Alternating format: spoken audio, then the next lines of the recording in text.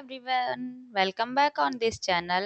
आज मैं आप लोगों के लिए जो हमारी क्लास चल रही है पीवाईक्यू सीरीज पीआरटी वाली, आज जो 7 मार्च को जो आपका एग्ज़ाम हुआ था 2022 में, उसका थर्ड शिफ्ट में जो एग्ज़ाम हुआ था, मैंने फर्स्ट और सेकंड शिफ्ट के पेपर सॉल्व करवा दिए 100 मार्क्स के पार्ट बी पूरे विथ कॉन्सेप्ट। आप लोग उसको जरूर देखिएगा, वीडियो अपलोडेड है सारी। आज जो वो थर्ड शिफ्ट का सेट नंबर 1 करेंगे हम आज, तो आप लोग अच्छे से करिएगा। कोई डाउट या आप लोगों का कोई क्वेश्चन हो तो कमेंट जरूर करिएगा। और कुछ बच्चे रीजनिंग और मैथ को लेकर पूछ रहे थे, तो जल्द ही आप लोगों को एजुकेशन स्पेयर पे ही सर आएंगे कोई या मैम आएंगी पढ़ाने के लिए। इंग्लिश इवन मतलब मैथ और रीजनिंग पढ़ाएंगी। और आपको जीके और हिंदी देखनी है तो मेरा जो दूसरा वाला चैनल है कॉन्सेप्चुअल लर्निंग विथ रेनू, उस वाले पे आप लोग जा सकते हैं। और इसके अलावा जो आप लोगों का है, ये तो मैं करवा रही हूँ पार्ट बी, अच्छे से देखिएगा। कोई क्वेश्चन हो, आज के जो क्लास है ना, काफ़ी सारे क्वेश्चंस बहुत इंपॉर्टेंट है, मैंने पढ़ा तो ज़रूर देखिएगा। अगर कोई डाउट हो तो कमेंट कर दीजिएगा आप लोग। चैनल को सब्सक्राइब कर दीजिएगा और वीडियो को लाइक शेयर ज़रूर करिएगा आप लोग। चलिए आज की क्लास स्टार्ट करते हैं हम लोग। जो हमारा टारगेट है कि 90 प्लस आप लोगों के मार्क्स आएँ, तो उसको फुलफिल करेंगे हम। चलिए देखते हैं first question. What is gender? लिंग क्या है? यहाँ पे आपको दिया गया है जेंडर, और एक क्या होता है, सेक्स। जो सेक्स होता है क्या होता है, हमारा बायोलॉजिकल होता है। उसमें हमारे ऐसा कोई कम्युनिटी का नहीं होता है, सोसाइटी का कुछ रोल नहीं होता है सेक्स में। लेकिन जो जेंडर है ना, ये सोसाइटी सोशल कंस्ट्रक्ट है, इसमें हमारा सामाजिक देखा जाता है। जो हमारे मेल फीमेल का होता है, उसमें क्या डिफरेंसेस है, क्या अंतर किए जा रहे हैं, क्या उनके लिए बाउंड्रीज क्या बनाए गए हैं, कर्तव्य उनकी ड्यूटीज क्या डिसाइड करी गई है, ये सारी चीजें ना जो सोशल कंस्ट्रक्ट मतलब सामाजिक स्तर पे, वो सारी चीजें आपकी जेंडर में आ जाती हैं। तो सीधा क्वेश्चन है, व्हाट इज जेंडर? संख्याओं का महत्व नहीं, उपस्थिति का महत्व नहीं, बल्कि पुरुष या महिला होने का महत्व, या अमीर और गरीब होने का महत्व। तो ये तो आएगा नहीं, ऑप्शन नंबर जो सी है बिल्कुल करेक्ट है। इसमें आपका मेल और फीमेल के रिगार्डिंग किया जाता है, सिग्निफिकेंस ऑफ बीइंग मेल और फीमेल। ऑप्शन बस सी करेक्ट है। और जो सेक्स होता है वो बायोलॉजिकल होता है। तो ये तो आप लोग बेसिक है, ध्यान रखिएगा आप सब। क्वेश्चन नंबर 2 है, dash is the sense of capability to master challenges and achieve goals. Dash चुनौतियों में महारत हासिल करने और लक्ष्यों को प्राप्त करने की क्षमता की भावना है। आत्म अवधारणा, मैं स्वयं, सेल्फ कॉन्सेप्ट हो गया आपका, आई सेल्फ हो गया, मी सेल्फ हो गया, मुझे स्वयं, या सेल्फ एफिकेसी, आत्म प्रभाविकता। तो जो आपकी यहाँ पे क्या बोली गई है, लक्ष्यों को प्राप्त करने के लिए master challenges and achieve goals. तो ये जो आपका सेल्फ कॉन्सेप्ट है ना, इसमें हम सेल्फ कॉन्सेप्ट में हमारी अंदर से क्या क्या सेल्फ कॉन्सेप्ट मतलब सेल्फ स्टीम आप लोग कह सकते हैं। आप एक तरीके से हमारी जो छवि है लेकर हमें, कि हम अपने बारे में क्या सोचते हैं क्या नहीं सोचते हैं, वो सारी चीज़ें आ जाती हैं आत्म सेल्फ कॉन्सेप्ट में। लेकिन यहाँ पे जो चैलेंजेस और अचीव गोल्स होता है ना, वो सेल्फ एफिकेसी में आता है। ये आपका बंडियूरा की जो थ्योरी है ना, उसमें बात करी गई है इसकी। इसमें वो सारी चीज़ें होती हैं कि हम अपने जो भी हमारे पावर्स होती हैं, कि हम इतना कर सकते हैं, हम चैलेंज कर सकते हैं, इस तरीके से हम अपने लक्ष्य को, अपने गोल को अचीव कर सकते हो। वो सारी चीज़ें आपकी सेल्फ एफिकेसी में आती हैं। क्वेश्चन नंबर 3 है, इन पियाजेस टर्मिनोलॉजी व्हाट इज एलोसेंट्रिक? पियाजे की शब्दावली में एलोसेंट्रिक क्या है? तो आपको एलोसेंट्रिक का बताना है। पियाजे ने किस उसमें दिया है, तो देखो स्टेटमेंट 1 देखो, able to objectively consider relationship among objects and people, वस्तु या लोगों के बीच संबंधों पर निष्पक्ष रूप से विचार करने में सक्षम। सेकेंड स्टेटमेंट है, understanding that exist when out of site, यह समझना कि कोई व्यक्ति या वस्तु दृष्टि से होने पर भी मौजूद है। मतलब जो चीज हमें दिखाई नहीं दे रही है वो भी मौजूद है। तो ये तो वो हो गया ऑब्जेक्ट परमानेंस, सुना होगा आपने, वस्तु स्थायित्व, जो हमारी सेंसरी मोटर में फर्स्ट स्टेज है जो पियाजे की सेंसरी मोटर स्टेज, उसमें आती है ये object permanent. Object object permanence. तो ये स्टेटमेंट तो बिल्कुल ऑब्जेक्ट परमानेंस की है कि कोई वस्तु हमें जब नहीं दिखाई देती है लेकिन हम ये मान के चलते हैं कि वो उसकी प्रेजेंस है तो वो हमारी ऑब्जेक्ट परमानेंस में आती है। लेकिन जो एलोसेंट्रिक होती है ना, वो ये चीज होती है कि able to objectively consider relationship among object और प्यूपल। इसमें हम बहुत सारी चीजों के बारे में खुद का ही नहीं सोचते बल्कि अलग अलग तरीके से रिलेशनशिप बैठाते हैं, बिल्कुल फ्रीली होके हम सोचते हैं। तो ये आपका जो है ना स्टेटमेंट 1 इसका बिल्कुल करेक्ट हो जाता है। तो आप देखो ऑप्शन नंबर डी आ जाएगा, सेकंड नहीं होगा। देन क्वेश्चन नंबर 4 है, dash is the descriptive and evaluative belief about one's appearance. Dash किसी के स्वरूप के बारे में वर्णनात्मक और मूल्यांकन संबंधित मान्यताएं हैं। स्वरूप, जहाँ अपीयरेंस की बात आ जाए ना, वहाँ मतलब होता है जो हमारा आउटर लुक है ना उसको लेकर बोली जाती है। तो इसमें क्या आएगा, micro image, drive image, body image या टर्बो इमेज। तो अपीयरेंस हो गया मतलब आउटर लुक, क्या होगा हमारा बॉडी इमेज, शारीरिक छवि से जुड़ा हुआ है ये। कुछ चीजें, कुछ क्वेश्चन ऐसे होते हैं ना जो आपको थोड़ी सी भी नॉलेज होगी ना, आप ये लोग इजिली अटेम्प्ट कर सकते हो। हर चीज के पीछे ना मैं ये नहीं कहूंगी कि लॉजिक लगाना बहुत बहुत जरूरी है कि कौन से टॉपिक से पूछा गया है, नहीं। कुछ चीजें ऐसी भी पूछ लेते हैं DSSB वाले कि आपका कॉमन सेंस काम करना चाहिए इतना कि आप लोग इजिली उसको अटेम्प्ट कर सकते हो।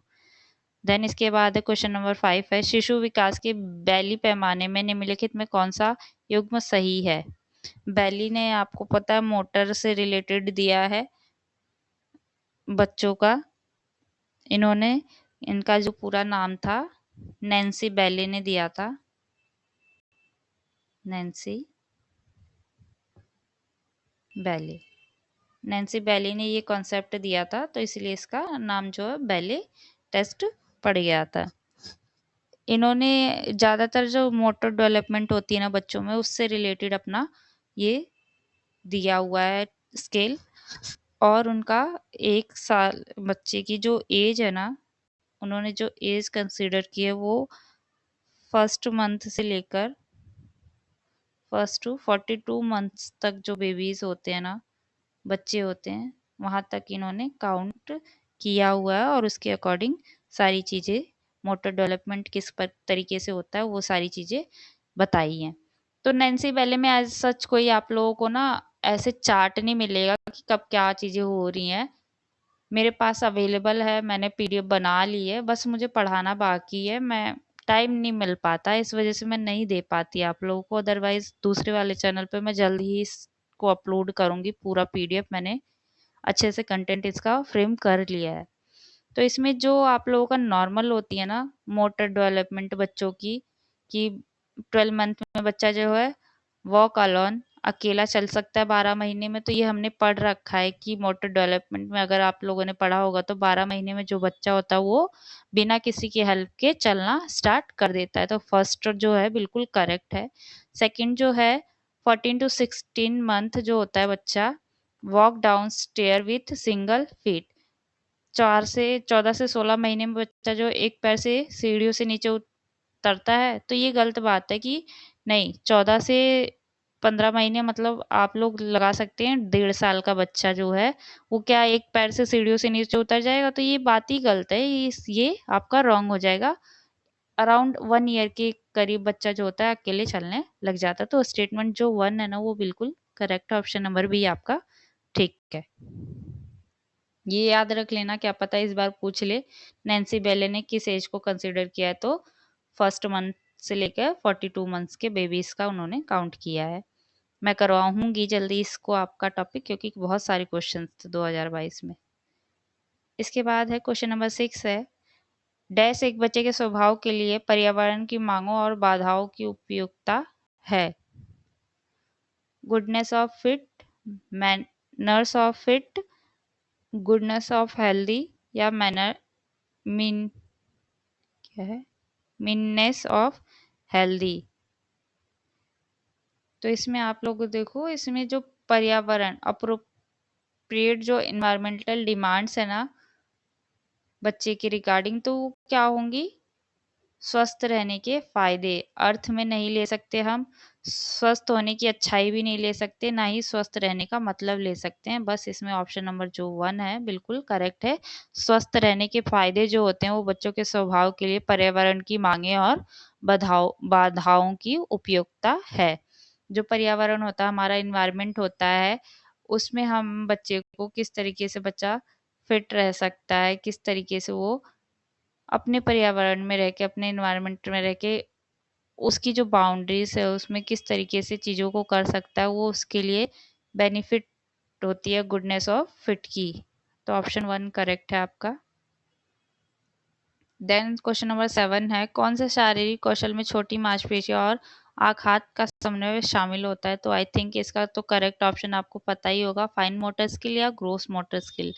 फाइन में जो छोटी मांसपेशियां होती हैं हमारी, स्मॉल मांसपेशियां जैसे फिंगर की हो गई, हाथों की जो आपकी हो गई, उंगलियों की आपकी, ये सारी जो छोटी छोटी होती हैं, और इसमें हैंड कोऑर्डिनेट, आई कोऑर्डिनेट करना पड़ता है बच्चों को। ग्रोस में हमारी बड़ी वाली हो जाती है, जैसे हमारे पूरे पैर की हो गई, पूरे हाथ की हो गई, भागना दौड़ना, ये सारी हमारी इसमें आती हैं। तो ऑप्शन जो स्टेटमेंट 1 है वही आपका करेक्ट है, ऑप्शन नंबर बी आपका करेक्ट है कि फाइन मोटर स्किल्स में हमें आई हैंड कोऑर्डिनेशन की नीड होती है। देन क्वेश्चन नंबर 8 है, which of the following sub stage of Piaget's sensory motor stage of cognitive development is correctly paired. पियाजे के संज्ञानात्मक विकास के संवेदी मोटर चरण के निम्नलिखित में से कौन सा उपचरण सही ढंग से जोड़ा गया है। तो जो पियाजे की सेकंड सेंसरी मोटर स्टेज आती है ना, उसमें थोड़ी सब स्टेजेस भी दी गई हैं, अराउंड 7-8 है, तो वो आप लोगों को अलग से ही करनी पड़ेंगी। वो 1 to 8 तक जो सब स्टेज है, आप लोग उसको अलग से देखिएगा, क्योंकि इस तरीके के क्वेश्चन बहुत सारे पूछे गए थे, मैंने देखे हैं, इसलिए मैं आप लोगों को कह रही हूँ। मैं अपने वाले चैनल पे भी जल्दी करवा दूंगी आप लोगों को, तो आप लोग वहाँ से भी कर सकते हैं अगर आप लोगों को सही तरीके से नहीं मिलता है। तो देखिए, 1 to 4 मंथ में जो बच्चा होता है प्राइमरी सर्कुलर रिएक्शन में होता है, तो बिल्कुल सही है फर्स्ट वाली। और 4 to 8 मंथ में जो बच्चा होता है वो सेकेंडरी सर्कुलर रिएक्शन में होता है, तो ये भी बिल्कुल सही है। तो दोनों ही जो सब स्टेजेस है ना, वो बिल्कुल करेक्ट मैच है उनके मंथ से, तो both are correct, option number B correct हो जाएगा। इसको जल्दी ही अपलोड करूंगी कंसेप्चुअल लर्निंग विथ रेणु के जो चैनल है उस पर, देख लीजिएगा आप सब। 9 क्वेश्चन है, according to Piaget's which of the following imitation of pre-operational thought is correctly match। Preoperational जो स्टेज है वो आपकी 2 7 ईयर्स तक की होती है,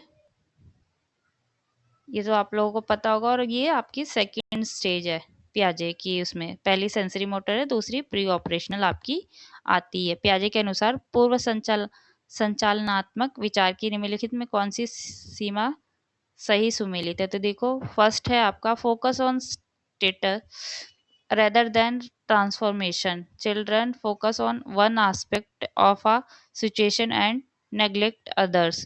परिवर्तन के बजाय अवस्था पर ध्यान देता है बच्चा, बच्चे स्थिति के एक पहलू पर ध्यान केंद्रित करते हैं और दूसरे की उपेक्षा करते हैं। तो ये करेक्ट है, क्योंकि जब प्री ऑपरेशनल में होता है ना बच्चा 2 से 7 साल तक की एज में, तो बच्चा क्या करता है, उसका जो होता है कॉन्क्रीट चीजें जो होती है ना, मूर्त चीजें, उस पे तो वो एक ही चीज पे ध्यान दे सकता है। अगर बच्चे को आप बोल रहे हैं ना कि कोई खिलौना दिखा के आप बोल रहे हैं कि इसका कलर बताओ, तो वो बता देगा इसका कलर पिंक है, रेड है, जो भी है। लेकिन आप कहोगे इसी कलर में कुछ और रूम में बताओ, तो वो उन चीजों को लेकर थोड़ा कंफ्यूज हो सकता है, नहीं खोज सकता। तो ये करेक्ट है कि प्री ऑपरेशनल स्टेज में बच्चा एक ही पहलू को देख पाता है, एक ही एस्पेक्ट को, किसी चीज़ के एक एस्पेक्ट को अच्छे तरीके से देख सकता है, लेकिन दूसरे एस्पेक्ट को उसके वो नेग्लेक्ट करेगा, एक साथ दोनों चीज़ों पे ध्यान नहीं दे सकता। तो फर्स्ट वन बिल्कुल करेक्ट है आपका। देन सेकंड है egocentrism. Children assume everyone else thinks, perceive and feels as they do. अहम केंद्रवाद जो है, बच्चा ये मान लेता है कि हर कोई वैसा ही सोचता समझता है या महसूस करता है जैसा वह करता है। तो ये भी बिल्कुल करेक्ट है। इगोसेंट्रिज्म में होता है कि बच्चा, ये जो बच्चा सोचता है ना कि हाँ मैं इस तरीके से सोच रहा हूँ, तो यही बिल्कुल सही है, मेरे ही तरीके से मेरे मम्मी पापा या मेरे साथ जो लोग रह रहे हैं वो भी इसी तरीके से सोच रहे हैं, बल्कि वो ये नहीं समझ पाता कि उनके परसेप्शन या उनकी फीलिंग्स अलग हो सकती है। नहीं, बच्चे को होता है कि नहीं मैं ऐसा सोच रहा हूँ तो ये भी ऐसा ही सोच रहे हैं। तो दोनों ही स्टेटमेंट बिल्कुल आपकी करेक्ट है। ऑप्शन नंबर सी हो जाएगा आपका। क्वेश्चन नंबर 10 है, इन the context of cognitive development what is a classical conditioning. तो आप लोगों को पता है क्लासिकल कंडीशनिंग किसने दी थी? इसको दी थी इवन पावलोव ने दी थी। और इन्होंने किस पे किया था एक्सपेरिमेंट? डॉग पे किया था, सबको पता है। स्टिमुलस और न्यूट्रल स्टिमुलस जो भी थे आपके, फूड, घंटी, बेल जिसे कह रहे हैं, और आप लोगों का क्लैप ऐड किया था, उसको न्यूट्रल बोल दिया गया था। तो इसके बारे में आपको बोलना है क्या है। फर्स्ट वाला देखो, learning based on associating a stimulus, एक उत्तेजना को संबंध करने के आधार पर सीखना। तो बिल्कुल सही है। जब डॉग को सिखाना होता था उसको कुछ कि क्या किस तरीके से उसको एसोसिएट करना, उसकी सलाइवा को, उसके सामने फूड आएगा, घंटी बजेगी तब खाना आएगा। तो ये क्या कर रही थी, उन्होंने क्या किया था, उसकी लर्निंग करवाने के लिए पहले बेल बजाई, फिर उसको फूड दिया, बेल बजाई फूड दिया, तो वो उसकी लर्निंग को एसोसिएट कर रहे थे, संबंध बना रहे थे सीखने को। तो पहला वाला बिल्कुल करेक्ट है। देख लो किस तरीके से घुमा फिरा के पूछा जा रहा है, डायरेक्ट क्वेश्चन नहीं है कि किसने दी थी। तो आप लोगों को हर एक चीज अच्छे से पता होनी चाहिए। सेकंड स्टेटमेंट देखो, it does not ordinarily elicit a response with that stimulus that elicits the response। यह आमतौर पर उस उत्तेजना के साथ प्रतिक्रिया नहीं देता है जो प्रतिक्रिया प्राप्त करता है। तो ये गलत है, ये स्टेटमेंट जो आपकी गलत है, क्योंकि जब हम स्टिमुलेट उसको जब एसोसिएट करता है स्टिमुलेट को उसके सलाइवा के साथ, जैसे कि बेल बजी, तब कुत्ते के मुंह से क्या आया, सलाइवा आया कि फूड आने वाला है। बेल बजती थी, सलाइवा आ जाता था। बेशक हम उसके सामने फूड रखते रखते एक टाइम के लिए फूड ना रखें, बेल बजाएं, तब भी उसके साथ क्या होता था, कंडीशनिंग हो जाती थी। तो ये वाला स्टेटमेंट गलत है। जब हम उत्तेजना के साथ प्रतिक्रिया करते हैं तो वो उसी साथ प्रतिक्रिया डॉग देता रह रहा था, मतलब रिस्पॉन्स अपना दे रहा था। बेल बजाते थे, बेल बजी और सलाइवा उसका ड्रॉप हुआ, तो ये चीजें कंडीशनिंग होती थी अकॉर्डिंग टू स्टिमुलस। तो ऑप्शन जो स्टेटमेंट 1 करेक्ट है, सेकंड वाला करेक्ट नहीं है। तो आपका ऑप्शन ए करेक्ट हो जाएगा ओनली। देन इसके बाद क्वेश्चन नंबर 11 है, इन द कॉन्टेक्स्ट ऑफ स्लीप। ये क्वेश्चन ना थोड़ा गलत टाइपिंग हो गया है, क्वेश्चन कुछ और है, यहाँ पे कुछ और ही आपका ऊपर वाला ही टाइप हो गया है। क्वेश्चन नंबर 12 देखो, डैश किसी अन्य व्यक्ति की व्याख्या की खोज करके एक अस्पष्ट स्थिति की समझ है।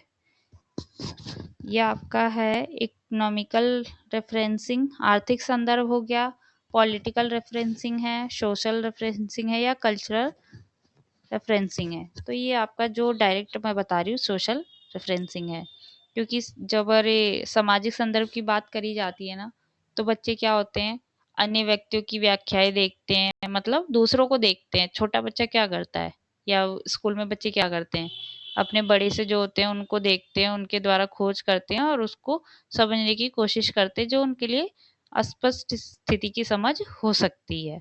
तो ऑप्शन नंबर सी करेक्ट है आपका। क्वेश्चन नंबर 13 है which of the following is genetic influence on health. निम्नलिखित में कौन सा स्वास्थ्य पर आनुवांशिक प्रभाव है। तो ये आपके कोलेस्ट्रॉल है, मधुमेह, डायबिटीज है। तो ये जो आपका जेनेटिक इन्फ्लुएंस होती है ना, कुछ डिजीज होती हैं जो हमें जेनेटिक रूप में, आनुवांशिक रूप में मिल जाती हैं। तो आप लोग इसमें ना, अगर आप लोगों ने डिजीज वाला चैप्टर पढ़ा है तो इसमें आपका कोलेस्ट्रॉल मेंशन होगा, डायबिटीज होगी, मोटापा होगा, और बहुत सारी 5-6 ऐसी डिजीज बीमारी के नाम है जो एक पेरेंट्स से अब जेनेटिक्स के थ्रू बच्चे में चले जाते हैं। तो ये दोनों ही जेनेटिक आपकी है जो इन्फ्लुएंस करती हैं हेल्थ को। तो both are correct, option number A correct हो जाएगा। इसके बाद आप मोटापे को जोड़ सकते हैं, डाउन सिंड्रोम हो गया, ये सारी चीजें क्या होती हैं, जेनेटिक होती हैं। क्वेश्चन नंबर 14 है इन the context of cognitive development which approach studies the basic mechanics of learning. संज्ञानात्मक विकास के संदर्भ में कौन सा उपागम अधिगम की बुनियादी यांत्रिकी का अध्ययन करता है। तो यहाँ पे जो आपका approach studies the basic mechanics of learning बोला गया है, किस पे, कॉन्टेक्स्ट ऑफ कॉग्निटिव डेवलपमेंट पे। तो साइकोमेट्रिक अप्रोच दृष्टिकोण आपका, या बिहेवियरिस्ट अप्रोच। तो आपका जो कॉग्निटिव डेवलपमेंट में आपका यूज किया जाता है ना स्टडीज में, वो आपका साइकोमेट्रिक अप्रोच होगा, ना कि बिहेवियरिस्ट अप्रोच होगा। जो बिहेवियरिस्ट है ना, जैसे कि पाउलो हो गया, स्किनर हो गया, बंड्यूरा हो गए, ये सब लोग बिहेवियर से रिलेटेड जो आपकी स्टडीज होंगी उसमें यूज करी जाती हैं। लेकिन जो साइकोमेट्रिक अप्रोच है, जैसे कि पियाजे हो गए, वाइगोस्की हो गए, ब्रूनर हो गए, ये सब लोग क्या करते हैं, आपका कॉग्निटिव डेवलपमेंट में यूज करते हैं। ऑप्शन नंबर आपका ए बिल्कुल करेक्ट हो जाएगा। इसके बाद है क्वेश्चन नंबर 15, देखो in the context to motor development which of the following pair is correctly matched. Motor विकास के संदर्भ में निम्नलिखित में कौन सा जोड़ा सही सुमेलित है। तो ये आपकी ना साइकोलॉजी जो होती है ना, उसमें आपका, अगर आपने मोटर डेवलपमेंट पढ़ा है तो फाइन मोटर स्किल और ग्रोस मोटर स्किल, फाइन वाली और ग्रोस जो मोटर स्किल्स होती है ना, उसमें आपको एज वाइज बता रखा है कि कब क्या चीजें होती रहती हैं। तो उसी पे ये स्टेटमेंट बनी हुई है, देखो एज 6 में children can throw with proper weight shift and step. आयु 6 में बच्चे उचित वजन परिवर्तन और चरण के साथ फेंक सकते हैं। तो ये स्टेटमेंट करेक्ट है। अगर आप एक छोटे बच्चे जो 6 साल का है ना, उसको एक प्रॉपर वेट में ना एक बॉल दोगे और उस बॉल को कहोगे इस तरीके से इस बॉल को फेंको, तो वो उस बॉल को उसी तरीके से फेंकने का पूरी कोशिश करता है। तो ऑप्शन 1 बिल्कुल करेक्ट है। सेकंड है is 7 one footed balancing without looking become possible. आयु 7 में बिना देखे एक पैर का संतुलन संभव हो जाता है। तो ये भी करेक्ट है। जब बच्चा 7 साल का होता है ना, तो वो अपने एक पैर पर खड़ा हो सकता है कुछ टाइम के लिए, बहुत ज्यादा देर के लिए तो नहीं, लेकिन आंख बंद करके एक पैर पे वो खड़ा हो सकता है। तो दोनों ही स्टेटमेंट आपके करेक्ट हैं। तो ऑप्शन नंबर बी हो जाएगा। क्वेश्चन नंबर 16 है which of the following pair of attachment classification behaviour is correct. Correct वाला बताना है। संगणक वर्गीकरण व्यवहार का निम्नलिखित में कौन सा युग्म सही है। तो ये जो अटैचमेंट है ना आपकी, ये भी आपकी 4 या 5 टाइप्स की होती हैं अलग अलग। आप लोगों को ये पढ़ना पड़ेगा। तो अगर मुझे टाइम मिला तो मैं करवाऊंगी। मैंने काफ़ी सारे टॉपिक्स नोट कर लिए जो बहुत बार पूछे गए हैं, तो मैं भी करवाने की कोशिश करूंगी। अदरवाइज आप लोग भी अपना पढ़ लीजिएगा। देखो कौन सी है। सिक्योर में क्या है, Garima play and explore freely when her mother is nearby. सुरक्षित, गरिमा जब अपनी माँ के पास होती है तो वह खुलकर खेलती है और खोजबीन करती है। तो बिल्कुल सही है, जब बच्चा सिक्योर फील करता है ना, तो वो अपनी किसी पेरेंट्स के मतलब मम्मी रहे या पापा रहे, घर का फैमिली मेंबर कोई भी रहे, अगर उसके साथ सिक्योर फील कर रहा है तो उसके सामने वो बच्चा फ्रीली खेलता है, हर जगह घूमता फिरता है। इनसिक्योर में है avoid when Ram mother return, Ram does not make eye contact with her. असुरक्षित परिहार, जब राम की माँ लौटती है, राम उससे आंख नहीं मिलाता है। तो ये बिल्कुल सही है। इनसिक्योर जब होता है, इनसिक्योर वाली अटैचमेंट जब होती है, तो हम उससे आई कांटेक्ट करने में डरते हैं। इवन छोटे बच्चों में ज़्यादा ही होता है, फर्स्ट टू फिफ्थ क्लास तक, कि वो हमसे आई कांटेक्ट भी नहीं करते। इवन आप लोग देखते होंगे स्कूल्स में, अगर आप लोगों ने पढ़ाया होगा, तो अगर बच्चे टीचर से भी डरता है तो वो आई कांटेक्ट नहीं करता है। लेकिन जब उसको लगता है कि हाँ, मेरी मैम बहुत अच्छी हैं, तो वो उनके सामने फ्रीली बोल सकता है, खेल सकता है, तो सारी एक्टिविटीज वो करता है। तो दोनों ही स्टेटमेंट बिल्कुल आपके सही हैं। ऑप्शन नंबर डी हो जाएगा करेक्ट। क्वेश्चन नंबर 17 है, what is system of action in the context of motor skill. Motor के कौशल के संदर्भ में क्रिया प्रणाली क्या है। तो मोटर डेवलपमेंट का ये हो गया आपका फाइन और ग्रोस मोटर, दोनों को ही मिला के इसमें आपका स्टेटमेंट पूछा गया। देखो, increasingly complex combination of skills, कौशल का तेजी से जटिल संयोजन। तो ये बिल्कुल ठीक है। जैसे जैसे बच्चे ना बड़े होते हैं, 5 साल, 6 साल, 8, 9, 12, ऐसे बढ़ते जाते हैं ना बच्चे एक तरीके से सीक्वेंस में, तो क्या करते हैं, अपने फाइन और मोटर जो स्थूल गामक कोशिकाएं होती है और जो उनकी सूक्ष्म गामक कोशिकाएं होती हैं, उनको मिला के क्या करने लगते हैं, वो कॉम्प्लेक्स एक्टिविटी, जो जटिल क्रियाएं होती है ना, उनको भी वो बहुत इजी तरीके से करते हैं। मतलब दोनों का मिक्सचर हो जाता है उनका फाइन और ग्रोस मोटर से। वो दोनों मांसपेशियों को मिलाकर अपना जटिल से जटिल जो भी उनकी स्किल्स होती हैं उसको इजिली कर लेते हैं, जिसमें उन दोनों की नीड होती है। देन सेकंड ऑप्शन है, इट परमिट अ वाइडर और more precise range of movement and more control of the environment. यह संचलक की व्यापक या अधिक सटीक सीमा और पर्यावरण के अधिक नियंत्रण की अनुमति देता है। तो ये वाला भी बिल्कुल करेक्ट है।